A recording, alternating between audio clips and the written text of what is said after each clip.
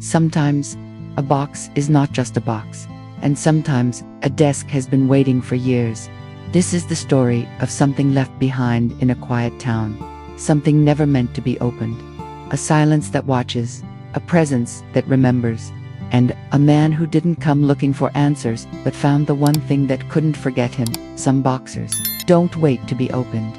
They call you. Chapter 1. The Letter with No Return Address. There are mornings that pass like dust unnoticed, ordinary, and then there are the ones that settle deep into your bones before you've even realized why. For Caleb Harlow, this was the second kind. Had lived nearly his entire life in Fairbridge, Kansas, a place so far off the map that even the sky forgot to color it. The farmhouse, a sagging structure of weathered boards and silent halls, stood alone among the wheat-blonde fields. Caleb had stayed there long past youth, past restlessness, tethered not by love or ambition but duty. His father had grown frail, then silent, and finally gone. Caleb buried him in the back lot under the lilac bush his mother once planted. Wrapped in the quilt she stitched the winter she died, and then he simply remained. He spoke to no one.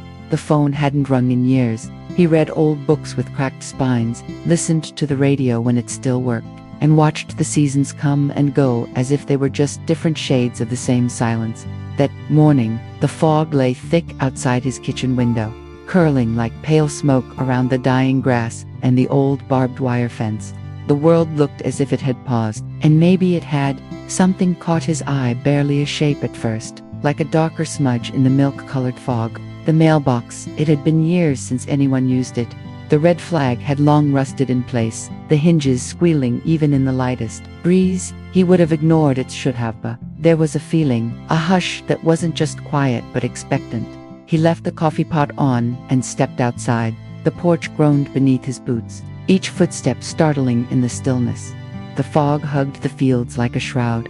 As he approached the box, the wind shifted and parted the mist just enough for him to see the envelope peeking out between yellowed junk mail and curled paper scraps. He pulled it free. The envelope was a deep brown, almost black, heavy paper, thick, expensive. It had no return address, no postage stamp, no name. It wasn't torn, creased, or even damp, impossible given the morning dew. It looked untouched by the world. On its surface, in dark ink, the message was simple: don't open it. But you'll want to. His breath caught. The handwriting wasn't familiar, but the words were. Not in content no memory surfaced, but in feeling. Something ancient stirred in him. Not fear exactly, but something deeper. An itch behind the mind, the kind of sensation you don't recognize until it's too late. He turned the envelope over, half expecting to find wax seals or hidden symbols, but there was nothing, just paper. And yet, it felt weighted, like whatever was inside wasn't meant to be handled lightly. He didn't open it, not yet. He walked back inside, the floorboards creaking in protest beneath his step. He placed the envelope on the kitchen table, next to the cold coffee and yesterday's untouched breakfast. Then he sat and watched it. Time passed, slow and thick. The sunlight shifted across the floor, casting long shadows that crept and curled like they had minds of their own. The envelope didn't move, but his memory did. Somewhere deep within him, something tapped. A rhythm he didn't remember learning, a pattern too precise to be coincidence. He had seen something like this before, or maybe he hadn't, but his bones, they remembered. Caleb didn't sleep that night. The envelope remained where he had left it on the old pine table, now bathed in moonlight. The house, silent as ever, seemed to pulse around it, would creaked without cause. The ticking clock on the wall grew louder with each passing hour, as if time itself resented being forced to wait. He paced, sat, stood again, stared at the envelope, from the hallway, from the stairs, even once from outside the window. It hadn't moved. It never moved. But it was no longer just a piece of paper to him. It had become something else. A presence stopped by dawn. His mind was thick with fog, not unlike the one still swirling outside his front porch. He made coffee, but didn't drink it. He lit the stove, but forgot to cook. All he could think about was what the letter might contain, and worse, why it came to him. He didn't know. Many people hadn't spoken to anyone in person since the mechanic in town replaced a fan belt 2 summers ago. Had no enemies, no friends, either. His father had once told him, if a man has no one to answer to, he has no one to protect him, either. Caleb hadn't understood it then. Now he did. By noon, he opened the envelope. Inside was no letter, no map, no photo. Only one item, a small, rectangular key made of a dark, tarnished metal with a rough, sanded-down grip. It looked handmade, but old, ancient even. Wrapped around the key was a second note, this one printed on thin onion skin paper. The message, read, "It's where you left it, you just forgot." Caleb read the words 3 times, his pulse thudding dully behind his ears. He hadn't left anything. He didn't go anywhere. He barely remembered what lay beyond the perimeter of his fields, but somehow, that message cut into him, not like a knife of knives you can feel. This was quieter, deeper. The kind of wound you don't realize you have until years later, when the scar itches and you can't remember what caused it. He turned the key over in his hand. The metal was warm, as if it had been held recently, as if it had been waiting. He searched the house, top to bottom, every cabinet, every drawer, every door, long since nailed shut. Nothing, no lock that matched, not even a hint. But when he returned to the kitchen, something had changed. The envelope was gone. In its place sat a box, roughly the size of a shoebox. It was made of the same dark-stained wood as the farmhouse floors. Not new, not old, just placed, like it had always been there, just out of view. The surface bore no markings, no hinges, just a thin slit on one side, the kind a key might fit into. Caleb didn't move. He could single quotes. There had been no sound, no footsteps, no wind. Nothing to explain how something so solid, so deliberate, had appeared in the middle of his home. He approached slowly, the floor beneath him groaning underfoot, louder now, somehow older than before. He knelt beside the table and pressed his ear to the box. Silence. No ticking, no whisper, no heart. But somehow, it was listening. He held the key in his fingers, hovered it over the slit, and then stopped. He didn't insert it, not yet, because suddenly, he remembered something. A night, long ago. He would have been 10, maybe younger. He was hiding in the cellar during a storm. His mother had said not to come out until the wind stopped crying. He remembered thunder. He remembered the scent of dirt and wet wood. And he remembered something else. A small wooden box. And his name, carved into its side. That box was long gone. Or maybe it never was. But this one, knew his name, even if it hadn't said it yet. Chapter 2. The attic he promised never to enter. Caleb had never climbed those stairs before, not in all his years in the house. As a child, he had passed the door in the hallway countless times, always shut, always locked. His father had never spoken of what was up there, only once, muttering, in a rare moment of frustration, "That place ain't for remembering." It was the only time he'd ever heard the old man speak with fear in his voice. But after the envelope, after the key, after the box that appeared without sound, Caleb knew, whatever this was, it had started long before him, and it was time to follow it back. The attic door resisted his grip like it had been asleep for decades. He pulled harder, the frame groaned, the wood cracked, hinges moaned like some wounded animal. Finally, the door creaked open, releasing a scent that hit him like a memory dust, mildew, cold paper, old metal.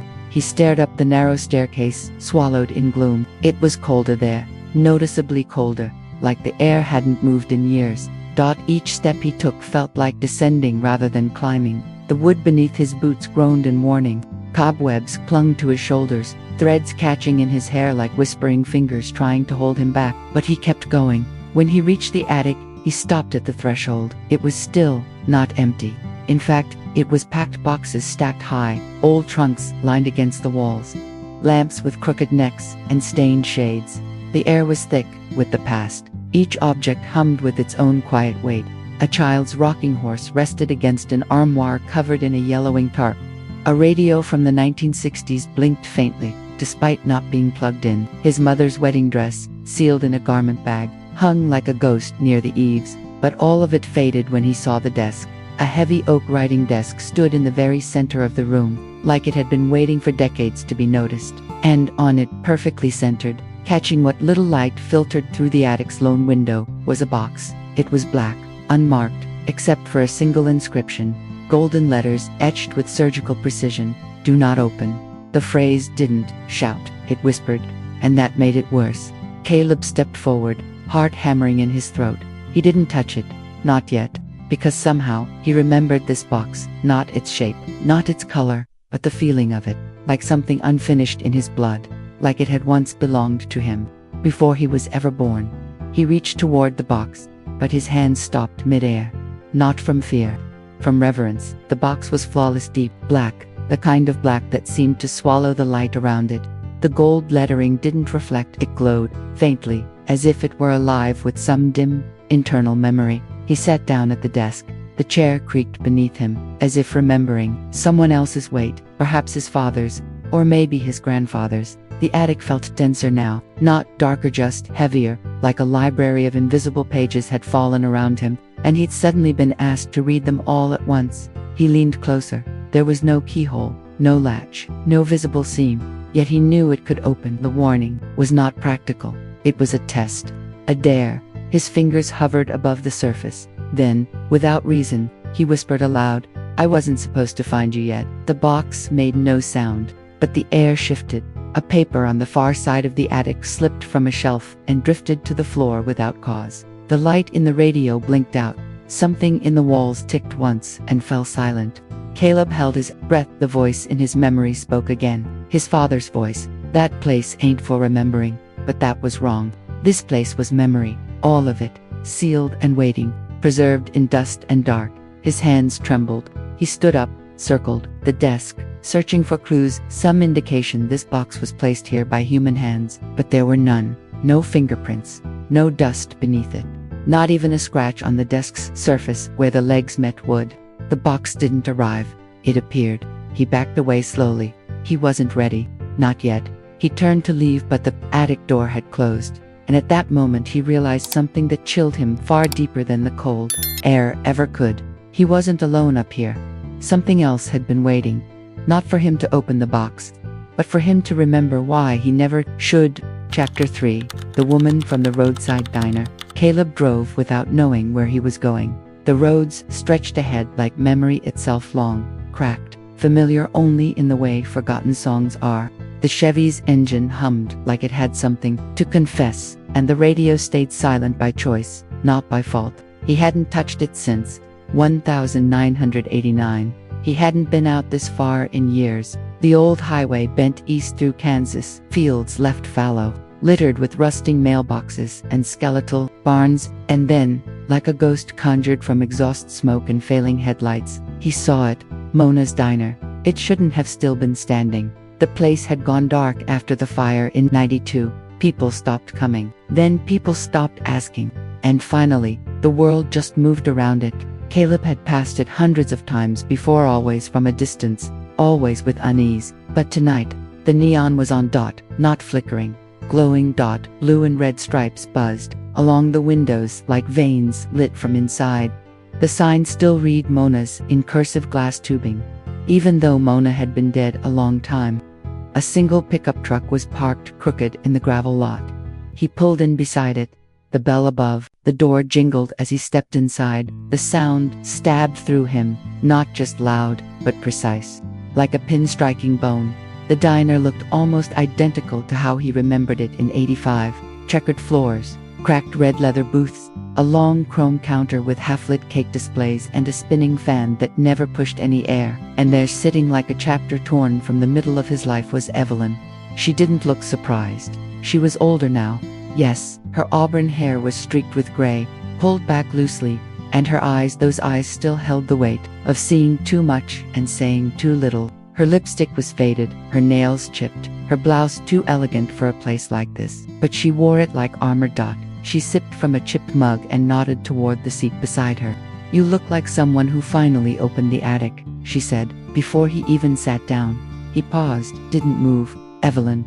It wasn't a question, it was a memory, breathing again. "You didn't think I'd still be around, did you?" He sat, slowly. The cushion hissed under his weight. "I didn't think you were real," he said. She smiled, but it didn't reach her eyes. "That makes two of us." They sat in silence. The waitress didn't come. No music played. No other voices filled the room. Just them and the hum of old fluorescent lights. "You haven't changed," Caleb finally said. "Neither have you," she replied. "You just forgot how to look at yourself." He watched her fingers circle the rim of her mug. How long have you known? He asked. Since before your father locked the attic. His breath caught. You knew about the box. This time, Evelyn looked at him full on. Her eyes, once soft, were now sharp. Not cruel, just certain. I know what it does to people who open it. He didn't ask what she meant. He didn't need to. The silence between them was thick.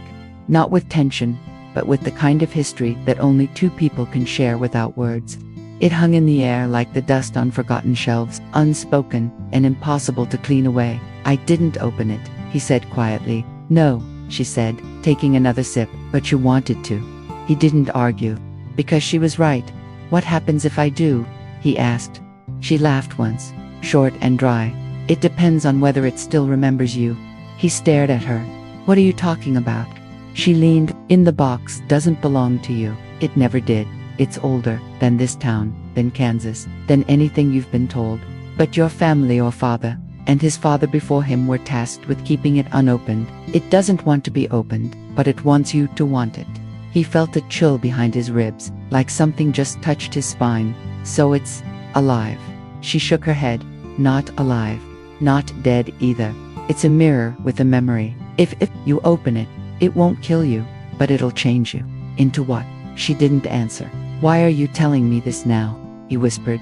She finally looked tired, genuinely tired. The kind of weariness that came not from age, but from remembering too much for too long. Because I was supposed to be the one to guard it after your father. But I left. I ran. And you stayed. You think I was chosen. I think you never had a choice. She stood up. The mug stayed warm where her fingers had been. Her reflection in the window looked younger, almost like it was staring back at her from another year. I waited for you, she said softly. Not for forgiveness, just for this. For what?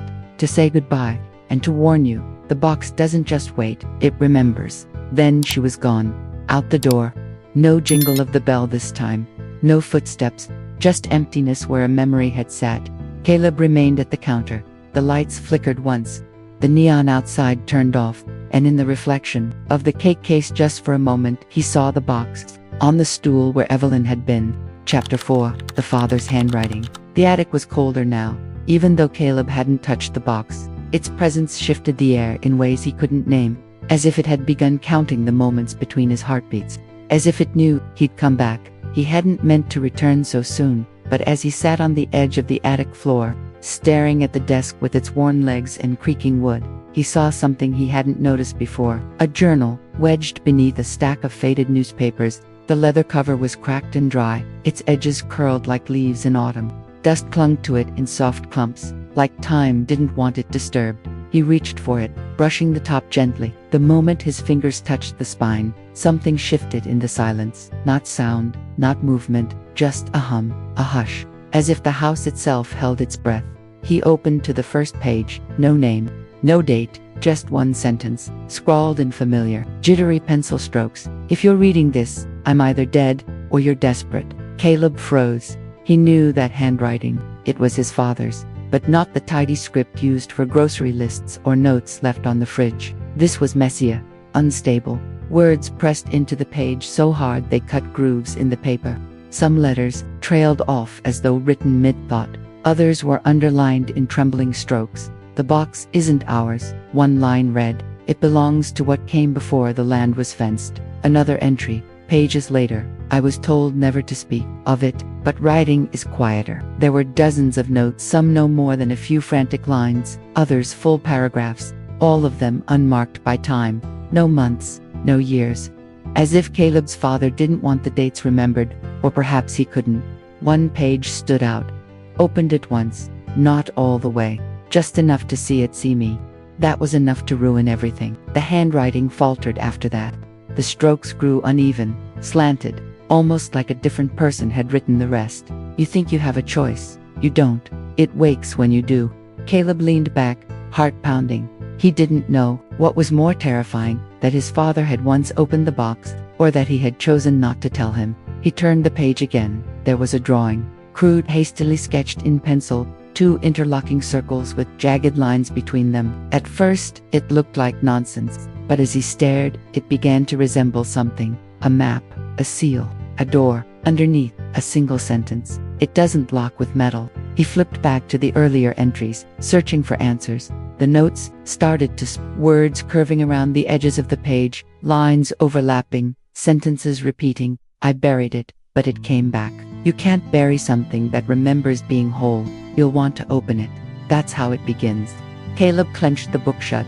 He set it gently on the desk and looked at the box again, sitting in its place like a quiet animal, waiting to be fed. It hadn't moved, but it might as well have. It felt closer. He could feel it now, not just in the room, but in his chest, like it had taken root. He remembered the day his father sealed off the attic. He'd been 13. There had been a storm, thunder loud enough to shake the windows. His father had come down with his hands bleeding and his eyes wild. Said he slipped, said it was nothing, but he had locked the door that day and never went back. Now Caleb knew better. He looked around the attic at the stacks of forgotten things, at the rocking horse, at the covered mirrors, at the pale window blinking with distant lightning.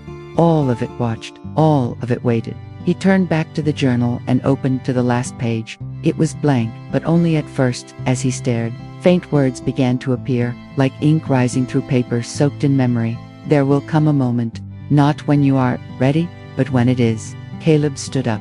The floor groaned in protest. The shadows in the corners deepened. He held the journal to his chest and whispered aloud, I don't want to be chosen. And from somewhere in the house of floorboard below, a breath behind the wall, a whisper between rafters, he thought he heard a voice answer. You were never chosen. You were prepared. Chapter 5. The Boy Who Watched. The door creaked open with the weight of forgotten years. Caleb stood at the threshold of Fairbridge's public library, its chipped paint and warped windows, a far cry from the grand space it once was. Outside, the sun glared through dust-filled air, but inside, the library was shadowed and quiet, as if the building had been holding its breath for decades, waiting for him to return. He hadn't set foot inside since high school. Back then, he'd come here to escape teachers, bullies, home. He used to sit in the corner and trace old road maps with his finger, imagining he could just walk out of town and keep going. But today, it wasn't escape he sought. It was something older, something buried, something watching. The front desk was unattended. Just a brass bell on a coaster-sized plaque that read, Ring once. He didn't. He passed by, deeper into the library, where light bulbs buzzed softly like tired insects. The newer sections were cleaner, but Caleb wasn't here for those. He made his way past biographies and DIY repair guides, down a hallway few bothered to enter anymore. At the end of the corridor stood a heavy door marked, Archives, Authorized Personnel Only. The brass doorknob turned reluctantly under his hand, its cold metal slick with disuse. The hinges groaned like an old throat clearing itself after too many years of silence. Inside, the archive room smelled of microfilm, aged paper, and time itself. Rows of filing cabinets, dusty boxes, and humming microfiche machines lined the walls. A single desk lamp was left on, casting a pale yellow pool across scattered newspaper clippings. On the wall hung a photo of the Fairbridge Library staff dated 1979, all smiling, all gone. He didn't know what he was looking for until he found it in the third cabinet. Middle drawer, he opened a folder labeled MISC, Events, Local Unpublished Clippings. Inside was a brittle copy of the Fairbridge Weekly, undated but clearly from the 70s, based on the design and font. A headline read, Local Boy Wins County Essay Contest. A typical puff piece, hardly worthy of archiving. But what arrested him wasn't the article. It was the photograph. In the background, barely visible, stood a boy holding a box. The box that was unmistakable. The same dark wood, same brass corners, same ominous energy, even frozen in monochrome ink. The boy was staring directly into the camera, half hidden in shadow, eyes wide with something that looked like guilt or fear. Caleb's breath hitched. He knew that face. It was his, not metaphorically, not vaguely, literally. It was him, at 8 years old. The same jacket with the patch he'd torn on the fence. The same haircut his mother gave him on the porch with kitchen scissors. The same half-crooked tooth he remembered hating until it fell out. But he had no memory of this. None. His fingers trembled as he held the clipping closer, as if proximity would open some locked door in his mind. But all it did was deepen the mystery. He sat down at the microfiche machine and scanned the article, hoping for some context. Nothing. The article didn't mention the box, didn't mention him. just the winner of some essay contest who wasn't him. He stared at the picture again. What had he been doing there? What had he been carrying it for? And perhaps more importantly, why didn't he remember it? The mind plays tricks when it's forced to remember. Caleb felt the library's air shift around him, like ghosts brushing past his shoulders as he dug deeper into the cabinets. Page after page, photo after photo, none of them solved the riddle, but each one whispered something old, something that suggested this wasn't the first time. A second clipping surfaced, tucked behind an envelope marked Library Renovation, 1974. Inside were a few photographs. One was a construction shopman in overalls carrying out boxes from the basement, and in the far corner of the picture, again obscured by blur and distance, stood the same boy, the same posture, the same box, the same stare. This time, Caleb dropped the photo. A pattern was forming. He had seen the box before, carried it, maybe even opened it, but every trace of that memory had been bleached from his mind like sunlight erasing chalk. The thought made his skin crawl. He remembered what Evelyn said. The box doesn't kill you, it changes you. Maybe forgetting was part of the change. The photo, the newspaper, the building, it all felt like a closed loop, waiting for him to notice. And now that he had, the loop was tightening. He picked up the clipping again and stared at his young face. What did you see? He wanted to ask that boy. What made you go back? What made you forget? The silence answered for him. He put the photograph in his coat pocket. Not for proof, but to remember. If his own mind couldn't be trusted, paper might be his last ally. Just as he turned to leave, he caught sight of a smudge on the corner of the desk. Something had been etched into the wood, faintly, almost invisible. He leaned closer. 3 letters, CHH, his initials, but he never carved that. He reached out and traced them with one finger. The moment his skin made contact, a faint whisper filled the room. Not from the walls, not from the machine, from the desk itself. A boy's voice, soft, trembling, familiar. Don't take it again. And then silence. Caleb stepped back for the first time since this began. It wasn't just the box calling, that it was the boy. Chapter 6, The Locked Shed. It took Caleb nearly an hour to work up the nerve to find the old shed key. It was the only door on the Harlow property that had ever remained locked during his childhood. Even the attic had been left ajar once or twice, but not the shed. It stood stoic behind the farmhouse, wrapped in creeping ivy, shadowed by a crooked oak that had outlived generations. A rusted padlock hung from the latch, pitted and swollen with age. He remembered asking his father about it once. He couldn't have been older than 12. His father had looked at him rarely, looked at him and said simply, "Some rooms don't belong to us." And that was that now. The key unearthed from the back of a drawer beneath the sink trembled slightly in Caleb's hand as he stepped onto the overgrown path. The air around the shed was different. He could feel it even before he touched the lock. Heavy, dense, the kind of air that knew how to listen. He turned the key. It resisted, then gave with a sharp click. The door creaked open on hinges that cried out like wounded animals. Dust rolled out in clouds, thick and cloying. For a moment, Caleb could barely see. He waved his hand through the air, stepping cautiously. Inside, the smell hit him first. Mildew, iron, old paper, and something else. Something that reminded him of basements and hospitals and burning things. The shed wasn't large, but every inch of it had been used. Wooden planks lined the walls, carved with deep, curling symbols that shimmered faintly under the light leaking in through the warped slats. Symbols Caleb didn't recognize, and yet, felt dot in the center of the room stood a wooden table. Upon it sat half a dozen boxes, all nearly identical to the one in the attic. He froze. Not copies, not replicas, not same wood, grain, same brass, trim, same whispered weight in the air. But these had small differences, teeny carvings near the hinges, variations in the way the corners had been joined. One even burned along the edge as if it had survived a fire. Beside them, a stack of faded photographs. He picked one up. It was a photo of a man he didn't recognize, standing outside what looked like an Eastern European church, holding a box. His eyes were downcast. A child stood behind him, peering out cautiously. Another photo, a woman, seated in a wheelchair, staring into space, a box on her lap. Another, a forest clearing, the box half buried in the leaves, a hand reaching out from the frame's edge. The boxers weren't just his family's. This was a pattern. He staggered back, heart racing. Evelyn's words came back to him in pieces. These boxers don't just hold things, sometimes they release them. A strange humming filled the space now. Faint, mechanical, like an old refrigerator running behind a wall. Caleb turned toward the back of the shed, where a makeshift shelving unit leaned against the far corner. It was filled with notebooks, some bound in leather, others in canvas, all yellowing and brittle.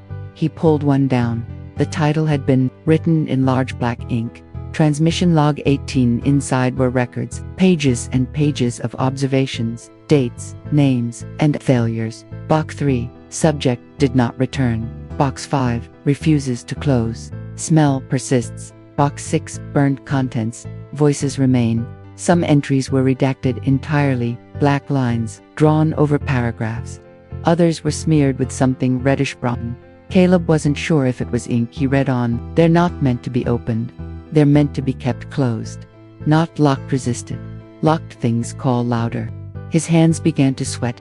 In a side drawer, he found tools, compasses, old locks, folded diagrams of box interiors. Some were drawn with extreme precision, as though by an engineer. Others were covered in handwritten annotations like "Do not replicate" or "Threshold breach risk." He realized this place was not for storage. It was a workshop, a kind of dark laboratory for a secret inherited, if not chosen, outside. Wind brushed against the shed walls, but inside, the air stayed still. He noticed one final object in the corner, a small, portable tape recorder, half covered in cloth. He pressed play, his father's voice shaky, breathless. "If you're here, you've already heard it. Call." I told myself I wouldn't document this, but silence is a lie too. I couldn't destroy them. I tried.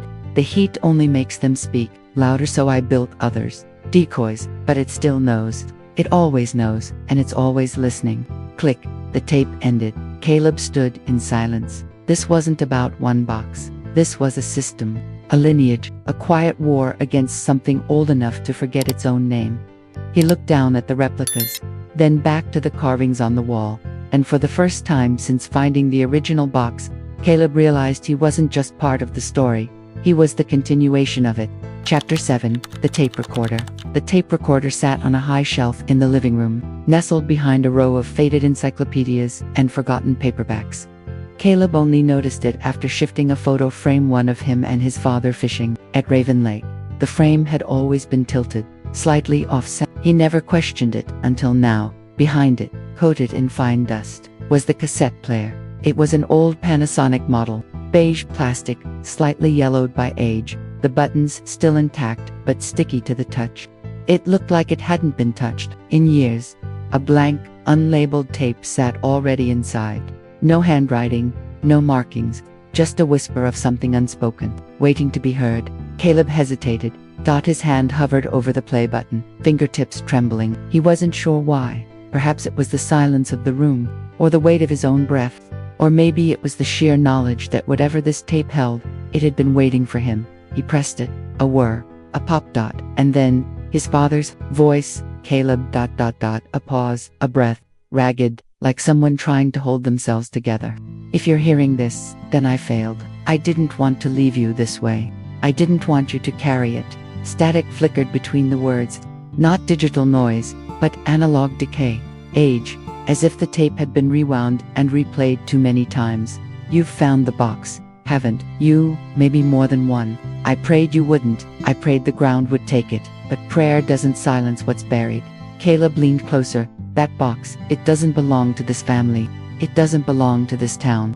It doesn't belong to this world. It came to us the way a storm comes to a field without asking."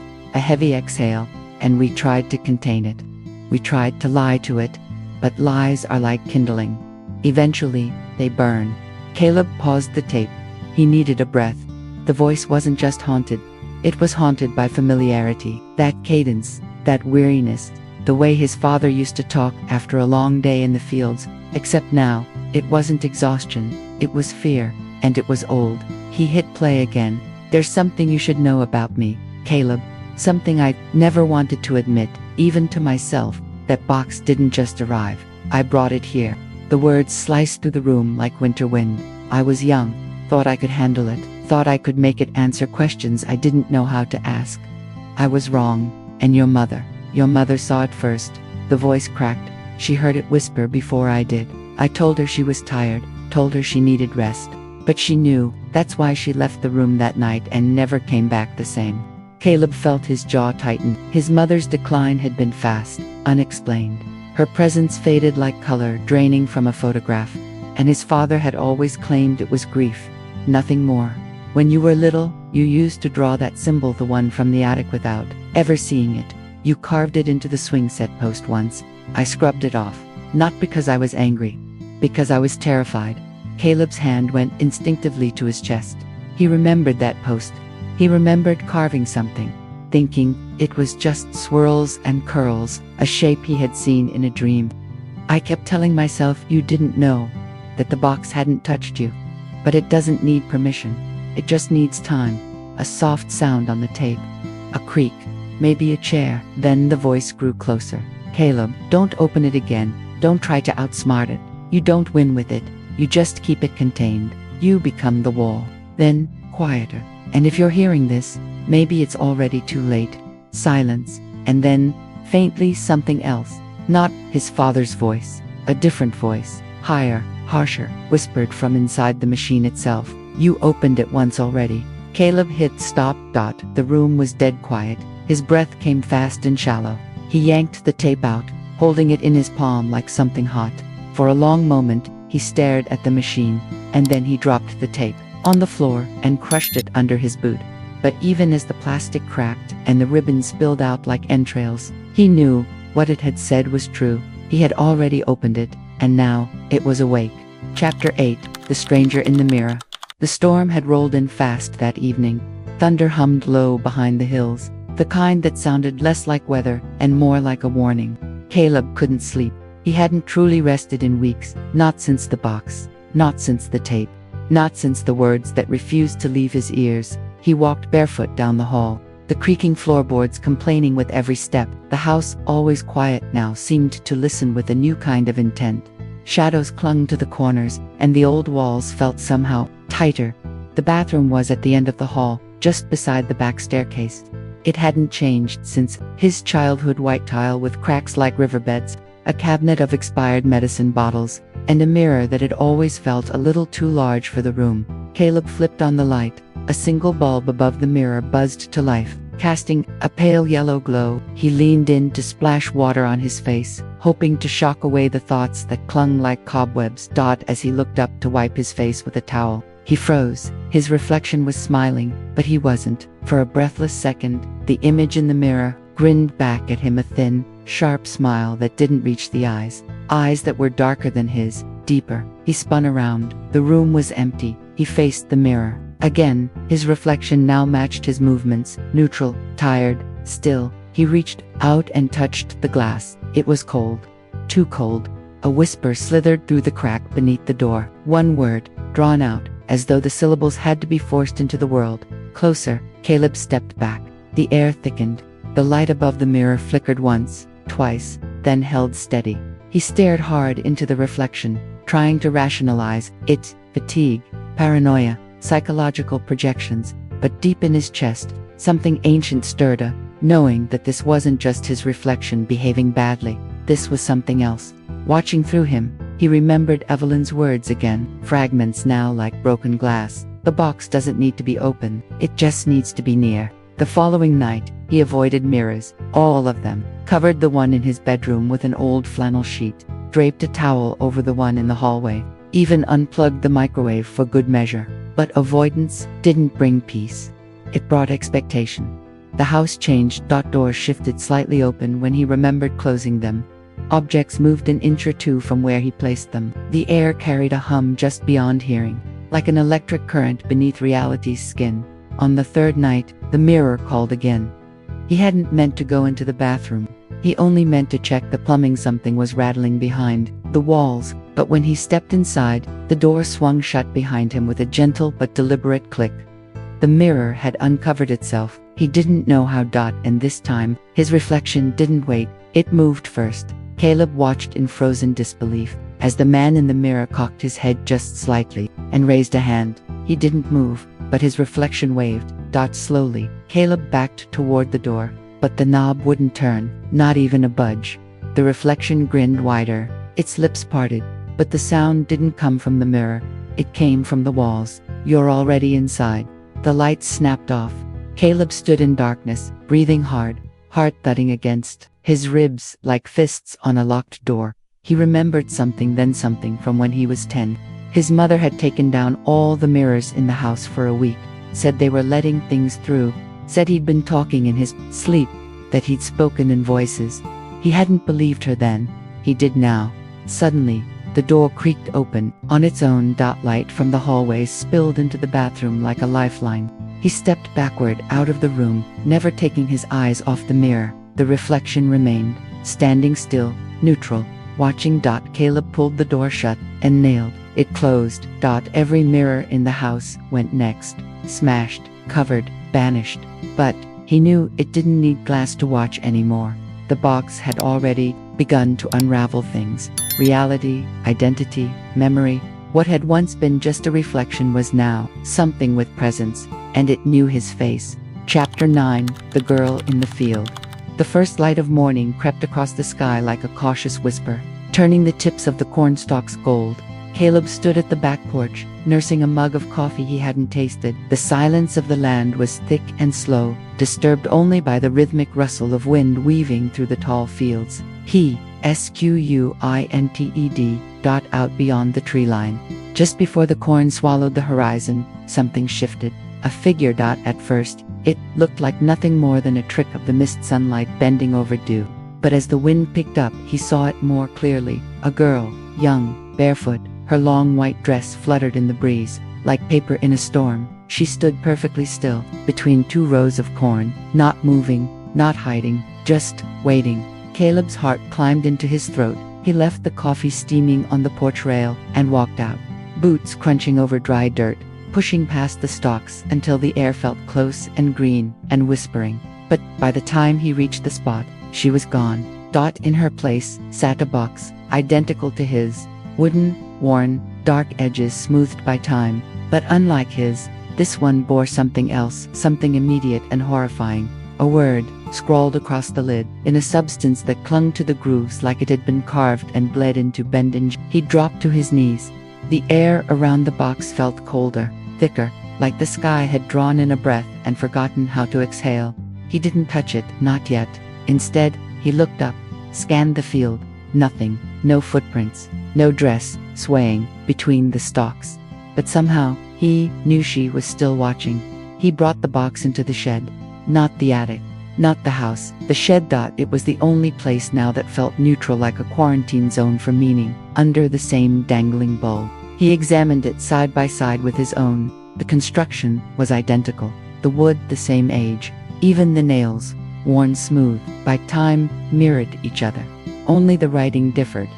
He stared at those words, wondering who she had been. A warning, a predecessor, a victim, or worse, a messenger. He remembered his father's voice on the tape. "It doesn't belong to us." Maybe it never had. Maybe it just moved through people, through generations, through choices made in fear. A loose floorboard creaked. He turned.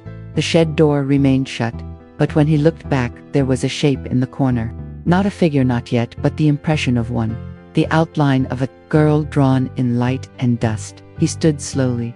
"Why me?" His voice barely registered. The box vibrated once, almost imperceptibly. He stepped closer to the apparition, watching as the shape coalesced, not into flesh, but into suggestion. A memory formed without words. She had held it too. She had tried to warn the next. And now, Caleb was not the first.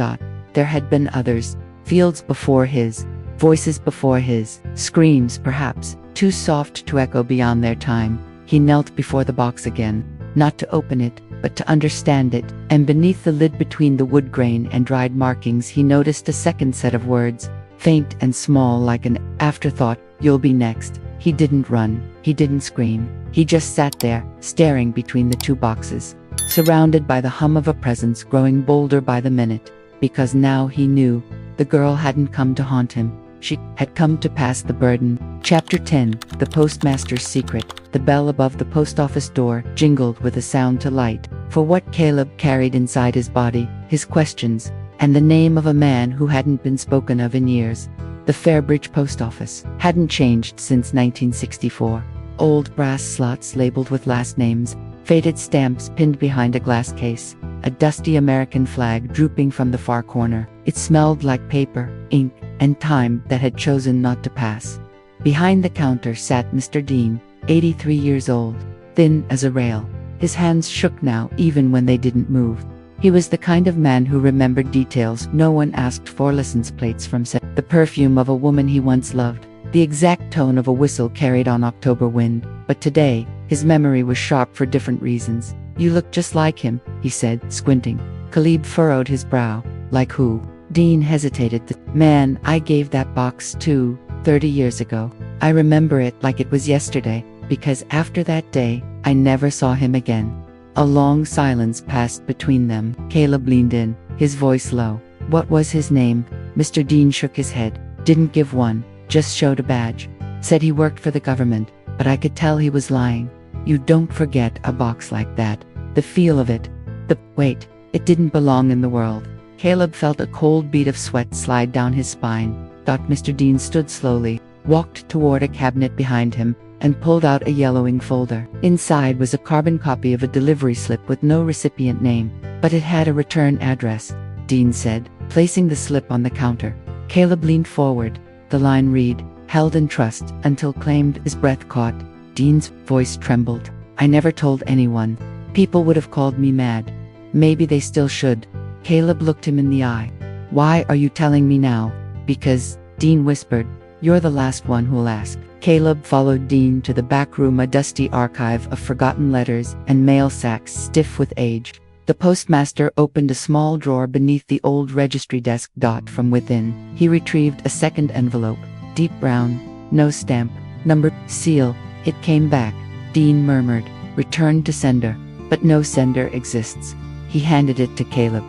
The handwriting on the front was shaky, etched like someone had carved it with the side of a dull knife. "For the one who waits." Caleb didn't open it. He COULDN single quotes T. Instead, he asked, "What happened to the man?" Mr. Dean took a shaky breath and sat down hard on a crate marked 1975. He picked it up on a Thursday, drove out toward the old rail junction, said he was delivering it to a contact. Never made it there. Car accident. Caleb asked. Dean looked up. No, the car was found. Engine running. Driver's door open. Trunk empty. But he was gone. No signs of struggle. No footprints. No note. Just the box. Missing. And nobody investigated. Dean chuckled. Bitter. Fairbridge isn't a place where people go missing. It's a place where people vanish quietly. A hum filled the room then, subtle, low, like distant bees behind the walls. Caleb turned. The envelope he held pulsed once in his palm. Alive, almost. Dean saw it too. His face drained of color. "Don't open it," he croaked. "You think what's inside matters, but it doesn't. It's the act that invites it." Caleb placed the envelope inside his coat. "Do you regret delivering it?" Dean didn't answer right away. When he did, his voice was smaller than the wind. "Some things you don't carry, they carry you." As Caleb left the post office, the bell jingled again, lighter than before, but this time it felt like a closing sentence. He stepped into the morning sun. And behind him, in the post office window's reflection, he could have sworn he saw two silhouettes. One was his own, the other was waiting. Chapter 11. The silence at the funeral home. The funeral home had been shuttered since Caleb was a boy. Its windows darkened with dust, its walls sagging under years of silence. It was the kind of place people crossed the street to avoid. Stories had gathered around it like ivy, whispers of bodies that were never buried, of voices behind closed doors, of an embalming room that never cooled. Caleb stood at the threshold, the key Evelyn had given him, heavy in his hand. "For when you're ready," she had said. He hadn't asked ready for what. The key turned with a reluctant click. Inside, the air was cold and dry, as if the place breathed only in sighs. Rows of faded chairs faced a cracked altar. Dried flowers crumbled in their vases. A dusty sign still hung on the wall. Harlow and Sons, since 1901, his grandfather's business, his father's shame.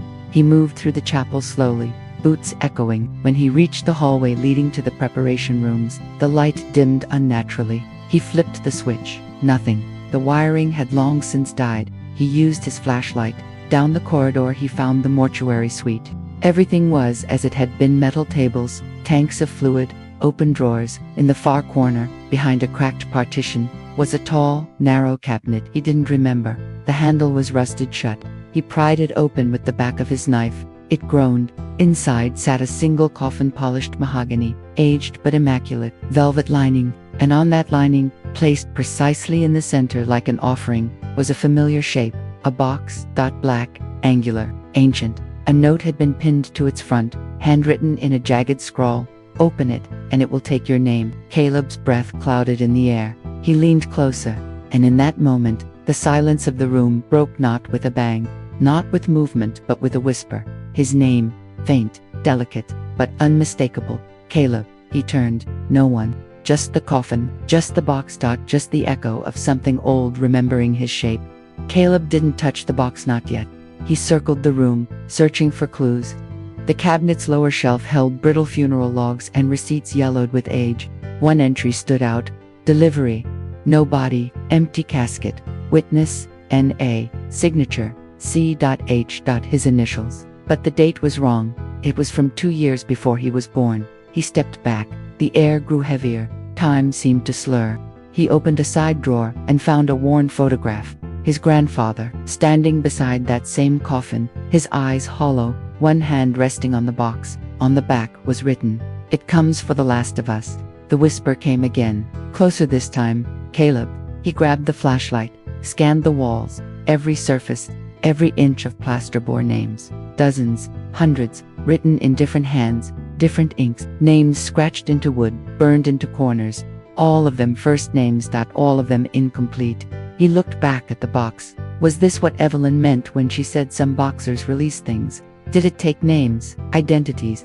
Was that why so many in Fairbridge felt like shadows? He reached out but stopped. From the hallway, a gust of wind pushed open the door. Outside the window, he saw something that shouldn't have been there. Figures, pale and still, standing in the snow-dusted field across the road, silent, watching. One of them moved. The motion was unnatural, like a clock skipping seconds. Caleb slammed the cabinet shut. He backed away. On his way out, he noticed one final detail. Carved above the chapel doorway, beneath years of grime, was a Latin inscription he had never seen before. Nomen est pretum. The name is the price. He stepped outside. The field was empty, but he knew they hadn't gone. They were waiting, just like the box. Chapter 12. The name, she whispered. The phone call came just past midnight, the old rotary's ring slicing through the stillness of the farmhouse like a scalpel. Caleb had been sitting in the kitchen, staring out the window into the blackness, the unopened box still resting on the table in front of him. He let it ring twice before answering. "Caleb." Evelyn's voice was thin, distant, fraying like fabric left too long in the sun. "If you see what's inside the box, it will know you." Static swallowed the line.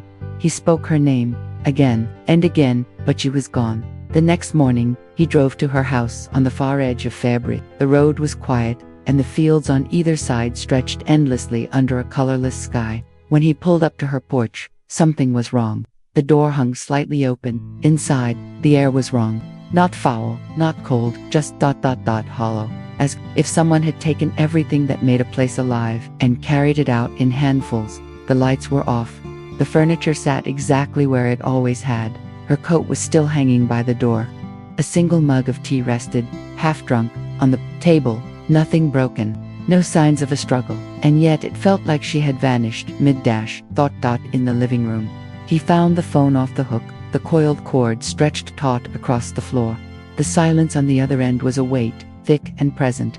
When he cradled the receiver, he felt a shock, not electrical, but emotional, like closing the door on someone who had just cried for help. Then, he saw the walls. They were covered in drawings, etched, not hung, carved into the plaster. Childlike images of trees, sunrises, faces with eyes, two large stick figures holding hands. A name repeated again and again in small loops. Evie. It was what her father had called her. The bedroom was worse. Her bed was neatly made, her shoes placed side by side on the mat, but the ceiling was marked with chalk, swirling sigils above where she slept, as if something had looked down at her every night, or waited. In the closet, he found a shoebox filled with photographs. Him and her, years ago, at school, at the diner, by the creek. They were close once, maybe more than he let himself remember. But in every photo, Evelyn's eyes looked away, always toward something just outside the frame, something watching. He sat on the floor of her living room for hours, surrounded by the silent echoes of a life evaporated.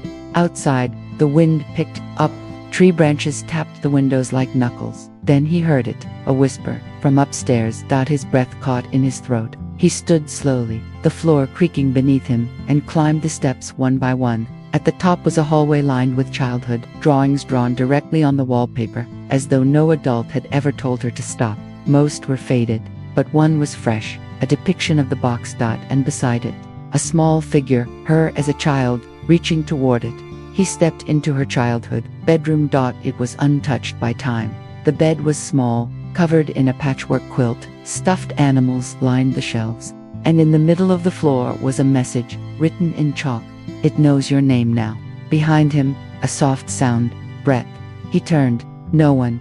He checked the closet, the hallway, every corner of the room. Nothing. Then, on the wall above her bed, he saw it burned into the plaster. CLIB, not scratched, not carved, burned, blackened edges, as if seared by something hot and precise. He stumbled back, heart hammering, and ran downstairs. He didn't look back until he was in the yard.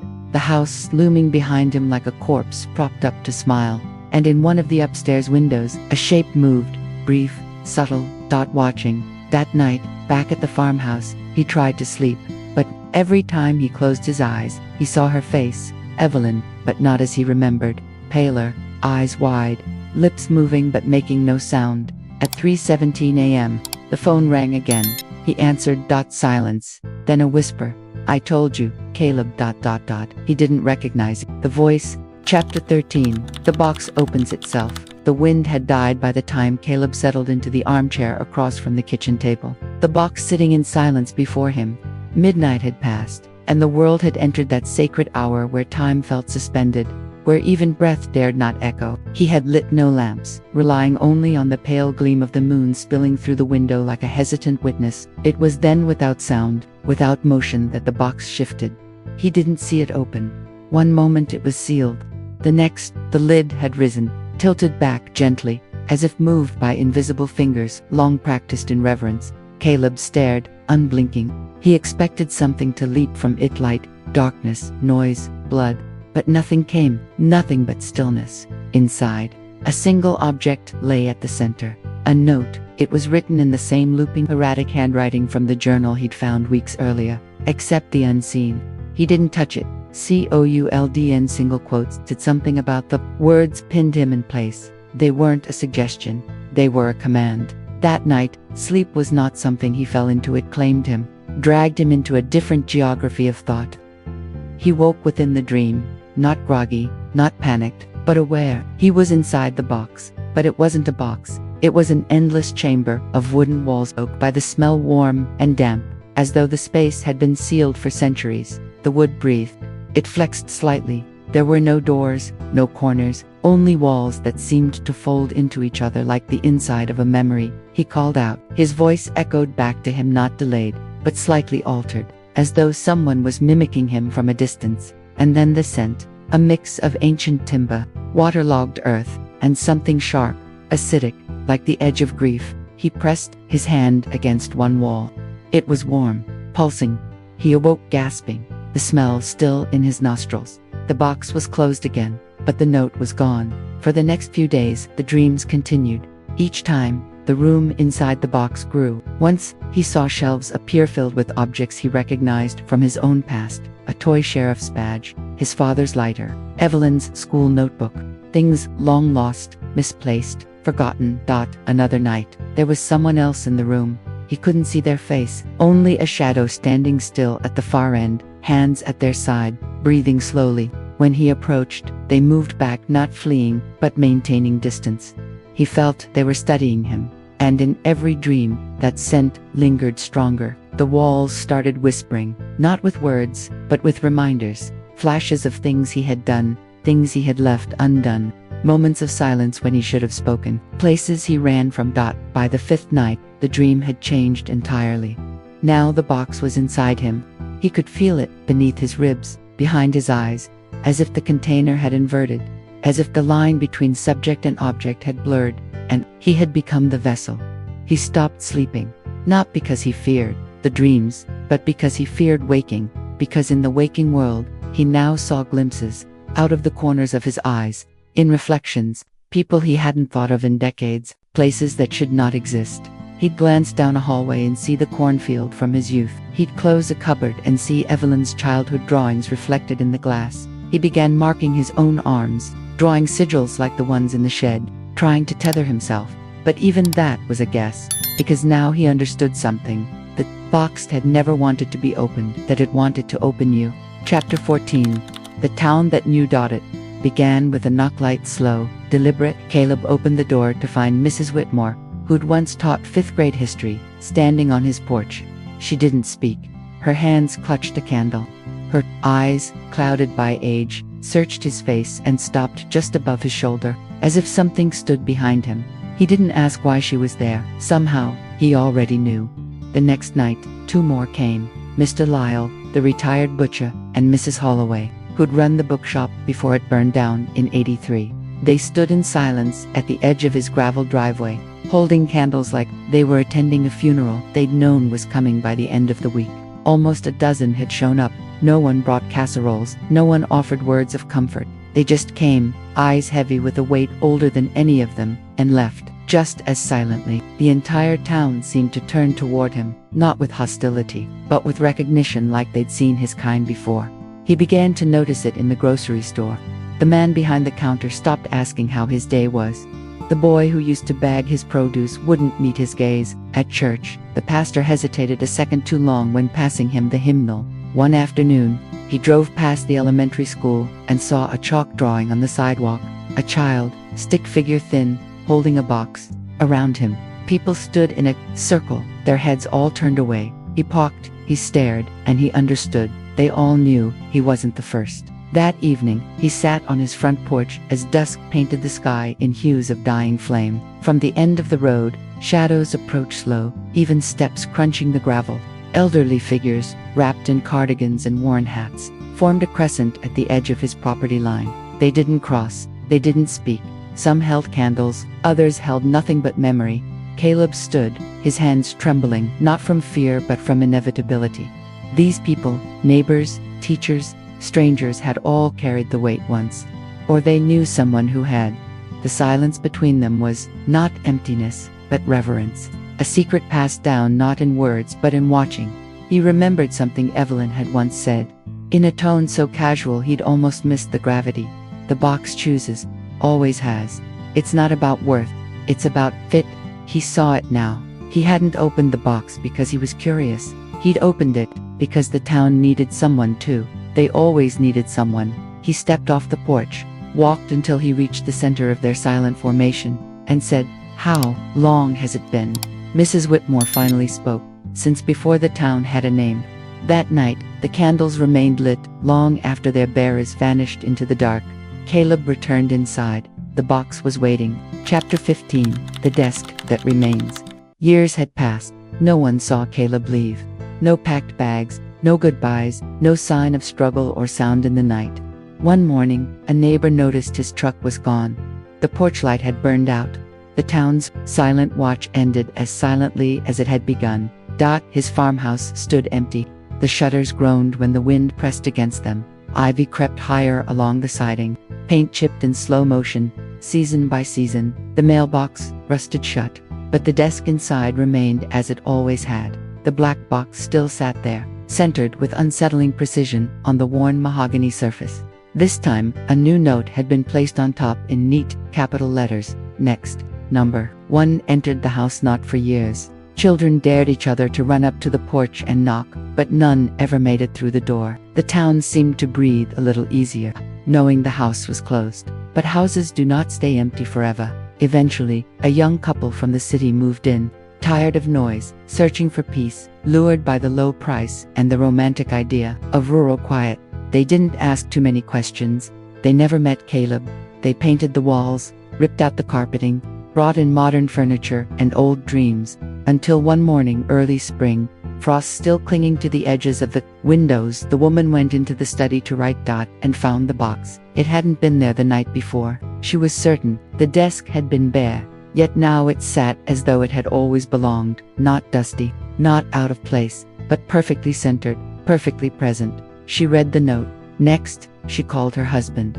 He came, saw it, stared at it a little too long. "What do you think it is?" she asked. He didn't answer. For a while, they left it alone. Days passed. The room grew colder. The rest of the house buzzed with activity, but the study became a tomb.